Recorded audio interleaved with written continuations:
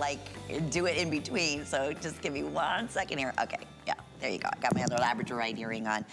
This ring, wow. This is, I don't believe we have many of these left, if I'm not mistaken, especially at this incredible price of $99.98. We have sizes 5 through 12. What I would recommend, because you can see it's a little bit of a wider shank here, is going up 1 size when you're placing your order. But that is just big and bold and fabulous. So this is kind of that Labradorite, more like what you were showing us in the specimen here. Well, here, you know, this is a specimen, but here's the thing with Labradorite, okay? Let's see if we can, okay, there you go.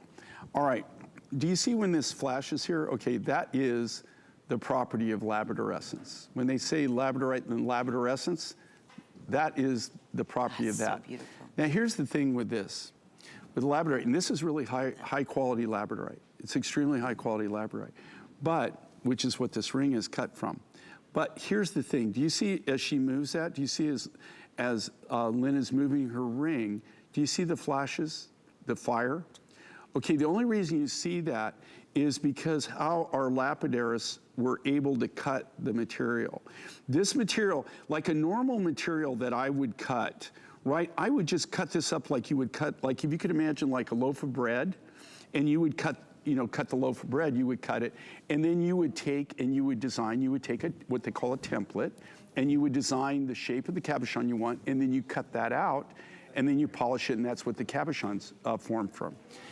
In this case, if you don't know how to chase that fire line, so in the way to cut it? And this is how, yeah, like this specimen that I'm showing, that's actually, of course, it's been polished, but that's roughly how we get the material. It comes in these big pieces, or we try to get the bigger pieces.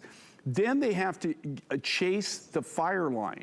If you don't chase the fire line when you cut the material, then it won't, even if it's really this high grade material, it won't have labradorescence. Now the labradorescence, when it comes into play, is when you see motion to it, or it's the different refractions of light that come off of it.